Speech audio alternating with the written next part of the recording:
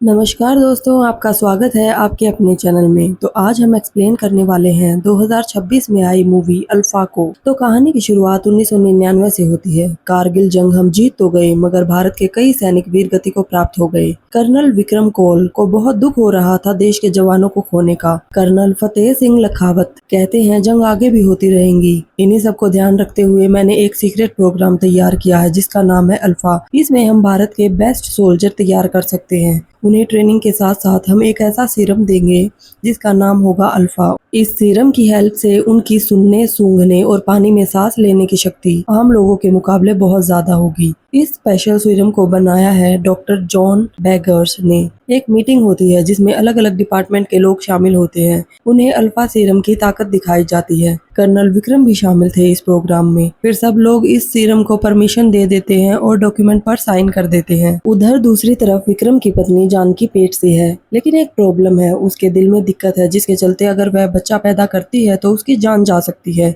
जिंदा रहना है तो अबॉर्शन कराना पड़ेगा, लेकिन अबॉर्शन कराया तो वह फिर से कभी भी मां नहीं बन सकती। जानकी उस बच्चे को रखने का डिसीजन लेती है। विक्रम उसे मना करता है, लेकिन जानकी कहती है, इतने सालों के बाद अब बच्चा कंसीव हुआ है और इस बच्चे ने हम दोनों को चुना है, तो मैं ये काम नहीं करूंगी, मैं इस बच्चे को जन्म दूंगी। अब विक्रम अपना दिमाग लगाता है और वह सोचता है कि अगर मैं जानकी को अल्फा सीरम दे दूं तो इसकी दिल की दिक्कत सही हो जाएगी। अल्फा सीरम चुरा कर उसने जानकी को इंजेक्ट कर दिया और वह सही भी हो गई। पर दूसरी तरफ जितने सोल्जर्स को अल्फा सीरम दिया गया वह 6 महीने के अंदर उनकी मौत हो गई। ट्रायल के दौरान सब सही था, लेकिन फिर सीरम उनके लिए जहर बन गया। विक्रम की हालत खराब हो जाती है यह सब देख के, क्योंकि उसने तो ये सीरम जानकी को दे रखा था। तो अब जानकी और उसके बच्चे की जान रिस्क में थी। जानकी को डिलीवरी होने वाली थी, उसकी तबीयत बिगड़ने लगी। अब फतेह समझ जाता है कि विक्रम ने अल्फा सीरम जानकी को दिया है। अब जानकी हॉस्पिटल में होती है और उसकी डिलीवरी हो रही होती है। तभी वहाँ फतेह आ जाता है और वह विक्रांत से कहता है, अल्फा पर सिर्फ भारत सरकार का हक है। आपके बच्चे की रगों में अल्फा सीरम है।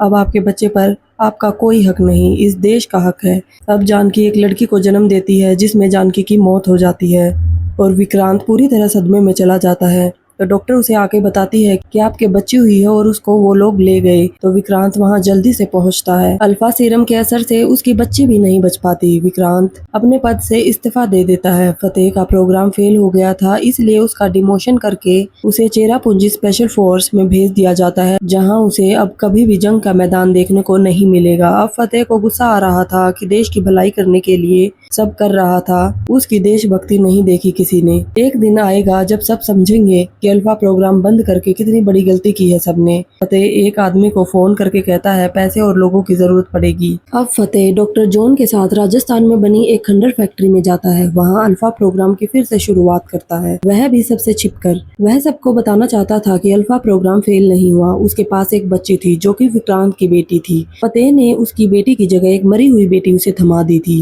बेटी का नाम वह सीता रखता है। सीता ऐसी बच्ची बनी जिस पर अल्फा का कोई बुरा असर नहीं हुआ। फतेह चाहता था कि उस पर टेस्ट करके डॉक्टर और बेहतर सीरम बनाए। सीता को कहीं भी जाना अलाउड नहीं था। उसकी दुनिया वह फैक्ट्री थी। खेलना, कूदना, घूमना फिरना, ये सब तो उसकी जिंदगी में था ही नहीं। अब हमें दिखाया जाता है कि सीता अपनी उम्र के बच्चों से बहुत ज्यादा इंटेलिजेंट और उसका आईक्यू लेवल बहुत तेज है।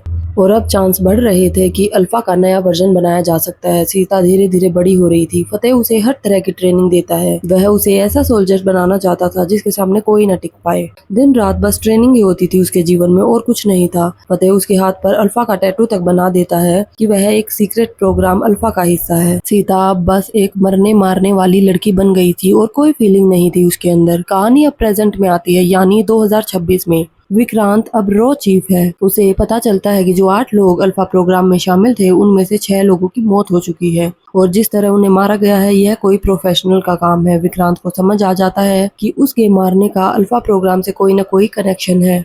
फतेह ने जिस फैक्ट्री को अपना सीक्रेट बेस बना रखा था, सीता उसे तबाह कर देती है। विक्रांत जाता है फतेह से मिलने। फतेह ने विक्रम को फैक्ट्री के सीसीटीवी फुटेज दिखाए। कैमरे के सामने आकर सीता कहती है, 6 को मार दिया, अब बस 2 बाकी हैं, और वो 2 और कोई नहीं बल्कि फतेह और विक्रांत ही थे। फतेह बता देता है कि वह उसी की बेटी है। कहता, सीता वो अल्फा सोल्जर बनी जो हम चाहते थे, पर वह पागल हो गई है। सीरम का बुरा असर हो रहा है उस पे। जो भी प्रोग्राम में शामिल थे उन सबको मारती फिर रही है। विक्रांत कहता है, तुम प्रोग्राम कैसे चला रहे हो? तुम्हें पैसे कौन देता है, देश के साथ गद्दारी कर रहे हो तुम। फतेह कहता है कि गद्दारी तो सीता कर रही है, देश के हित में काम करने के बजाय देश के चाहने वालों को ही मारती फिर रही है। मेरे लोग ढूंढ रहे हैं उसे, मिल गई तो मार डालेंगे। अब सीता विक्रांत को मारने का प्लान बना रही होती है। उसे पता चलता है कि वह स्पेन में है, स्पेन काफी आता जाता था वह। अब हमें देखने को मिलता है कि दुर्गा नाम की एक लड़की जो कि स्पेन में रहती है, दुर्गा भी हर चीज में परफेक्ट थी क्योंकि वो सीता की ही बहन थी। हाँ, विक्रांत की दूसरी बेटी। विक्रांत को 2 जुड़वा बेटी हुई थी, जिसमें से एक सीता और दूसरी दुर्गा थी। डॉक्टर ने एक छिपा दी थी क्योंकि उसने फतेह की बात सुन ली थी और वह उसे फतेह के हाथों में नहीं सौंपना चाहती थी। विक्रांत ने फिर उसे छिपकर स्पेन भेज दिया उसकी मासी के पास। विक्रांत उसे उसकी बहन के बारे में बताता है कि वह जिंदा है और मैं अपनी बेटी को मरने नहीं दे सकता। वह हमारे परिवार का हिस्सा है और हमें उसे बचाना होगा। जो ट्रेनिंग मैंने तुम्हें दी है उसे काम में लाने का वक्त आ चुका है। सीता को पता चल जाता है कि विक्रांत इंडिया आ चुका है, कश्मीर में मौजूद उसके घर में। सीता घर जाती है तो उसका सामना होता है दुर्गा से। सीता तुरंत उस पर हमला कर देती है। दुर्गा उसे समझाने की कोशिश करती है कि वह उसकी बहन है और विक्रांत उसके पिता, मगर सीता तो अब पत्थर दिल बन चुकी थी, वह सुनने को तैयार ही नहीं होती। तभी वहाँ विक्रांत आ जाता है। दोनों सीता के सामने टिक नहीं पाते, वह दोनों को बंदी बना देती है। विक्रांत भी उसे समझाने की कोशिश करता है कि मैं तुम्हारा पिता हूँ और यह तुम्हारी बहन है और जो फोटो में नजर आ रही है वह तुम्हारी माँ है। सीता कहती है तुम लोगों की तो फैमिली थी पर मुझे क्या मिला। फतेह, एक पिग और मुझ में क्या डिफरेंस है। एक पिग को थोड़े दिन बाद जहर देके मार दिया जाता है पर मुझे तो वो भी नसीब नहीं हुआ। तुमने अपना 18वां जन्मदिन फैमिली के साथ मनाया, मेरा 18वां जन्मदिन पर फतेह ने मुझे किसी को मारने का मिशन दिया था। वो मेरा पहला खून था। फिर वह मुझे टारगेट देता गया और मैं सबको मारती रही, लेकिन फिर एक दिन सब कुछ बदल गया। फतेह ने मुझे डॉक्टर जॉन को मारने को कहा कि वह गद्दार है और गद्दारी की सजा सिर्फ मौत होती है। उन्होंने ही मुझे बचपन में पाला था। जब मैं डॉक्टर को मारने गई तो मुझसे गोली नहीं चली। डॉक्टर ने कहा मुझे कुछ नहीं पता। उन्होंने मेरी और अल्फा की सच्चाई बताई। उन्होंने बताया कि मेरे खून से वह नया अल्फा सीरम बना रहे थे। उसको टेस्ट करने के लिए फतेह ने कई लोगों को अगवा किया। वे सब लोग निर्दोष थे। कई टेस्ट फेल हुए, यानी कई लोग मारे गए। मैंने नया सीरम बनाने का तरीका ढूंढ लिया था, मगर उनको बनाने के लिए तुम्हारी जान को खतरा था, इसलिए मैंने फतेह को यह पता ही नहीं चलने दिया। मगर कुछ दिन पहले मेरे रिसर्च पेपर उसके हाथ लग गए। उसने मुझे ऑर्डर दिया नया सीरम बनाने का। फर्क नहीं पड़ता कि सीता जिए या मरे। फिर एक दिन एक आदमी मिलने आया फतेह से। आदमी ने फतेह को बैग भर के पैसे दिए और कहा अब ऑपरेशन ओडिसी को कामयाब होने से कोई नहीं रोक पाएगा। ऑपरेशन ओडिसी पता नहीं क्या है। जो लोग अल्फा प्रोग्राम में शामिल थे, मैंने उन सब से बात करने की कोशिश की, मगर तुम्हारे या तो उन सबको मरवा दिया उसने। मुझे भी मारने का ऑर्डर मिला है तुम्हें। तुम यहाँ से भाग जाओ वरना तुम जिंदा नहीं बचोगी। सीता कहती है मैं फतेह का ही किस्सा खत्म कर दूंगी। डॉक्टर कहते हैं तुम विक्रांत से जाकर मिलो, वह तुम्हें और भी बहुत कुछ बताएगा। इतना कहकर डॉक्टर खुद को गोली मार लेते हैं। अब प्रेजेंट में सीता कहती है डॉक्टर अंकल चाहते थे कि मैं आपसे मिलूं। अब समझ आया कि क्यों चाहते थे। शायद वो रीयूनियन कराना चाहते थे हमारी फैमिली का। तुम दोनों को मारने नहीं, बस बात करने आई थी। अब मैं चली फतेह को मारने। अब वहाँ फतेह के गुंडे आ जाते हैं। विक्रांत उनसे कहता है कि तुम दोनों यहाँ से निकलो, मैं सब संभाल लूंगा, और उन्हें किसी सेफ लोकेशन पर जाने की कहते हैं। सफर में दुर्गा सीता से घुलने मिलने का ट्राई करती है पर सीता उससे सीधे मुंह बात तक नहीं करती। पर लास्ट में दुर्गा उसे मना ही लेती है और सीता उसे सॉरी कहती है। अब विक्रांत पहुंच जाता है फतेह को हिरासत में लेने और उससे पूछता है कि ऑपरेशन ओडिसी क्या है। फतेह चला के दिखाते हुए विक्रांत को ही कब्जे में ले लेता है। फिर उसे सीता की लोकेशन भी पता चल जाती है जो कि लद्दाख में थी। वहाँ उन दोनों की मुलाकात एजेंट कबीर से होती है। अब वहाँ भी फतेह के लोग हमला कर देते हैं। अब एजेंट कबीर अपना जलवा दिखाता है, साथ ही वे दोनों भी भिड़ जाती हैं और इसी लड़ाई के दौरान दुर्गा को गोली लग जाती है। वैसे तो पत्थर दिल थी सीता, पर इतना समय बिता चुकी थी दुर्गा के साथ कि अब उसे बुरा लग रहा था उसके जख्म देखकर। कबीर भी वही कहता है कि निकल जाओ यहाँ से तुम दोनों,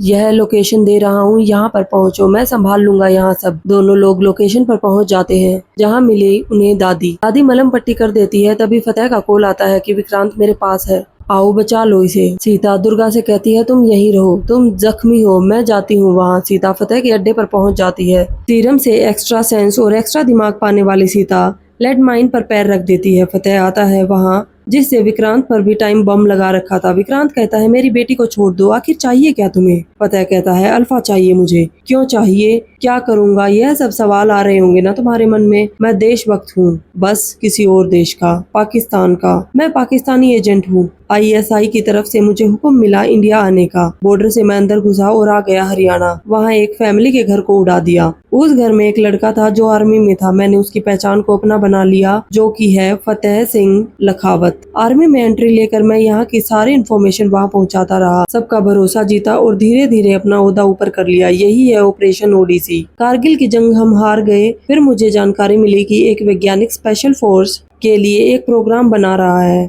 मैं उससे मिला और फिर सभी से परमिशन लेकर चालू किया सीक्रेट प्रोग्राम अल्फा सीरम बनाने के बाद मेरा प्लान था कि उसे पाकिस्तान ले जाऊं, पर मेरी जल्दबाजी से सब खराब हो गया। अल्फा सीरम से सोल्जर्स की मौत हुई और प्रोग्राम बंद हो गया, पर मैंने हार नहीं मानी। सीता बनी मेरा हुक्म का इक्का। उसका हर मिशन इस देश के लिए नहीं, पाकिस्तान के लिए था। सीता कहती है, मैं खुद की जान दे दूंगी लेकिन तुम्हारा सपना पूरा नहीं होने दूंगी। फतेह दिखाता है कि उसने दुर्गा को अगवा कर लिया है। उसे पता चलता है कि वह सीता की बहन है, यानी उसमें भी अल्फा सीरम होगा, तो उसमें से सीरम बनाया जा सकता है। जाते जाते फतेह अपना असली नाम बताता है कि मेरा असली नाम है मेजर जरार खान। सीता का पैर लेड माइन पे था और विक्रांत पर बम फटने वाला था। अब सीता और विक्रांत दोनों एक दूसरे का साथ देते हुए वहां से निकल जाते हैं और बच जाते हैं। जरार अल्फा सीरम बनाने के लिए बाहर से डॉक्टर बुलवा लेता है। जरार को लगा कि सीता और विक्रांत तो मर गए होंगे, पर तभी वहां दोनों पहुंच जाते हैं और जरार के गुंडों से दोनों भिड़ने लगते हैं। दुर्गा भी खुद को छुड़ाकर मारपीट शुरू कर देती है। जरार ने सीता का बचपन छीन लिया, उसकी फैमिली से अलग रखा। सीता उससे 1-on-1 फाइट कर रही थी,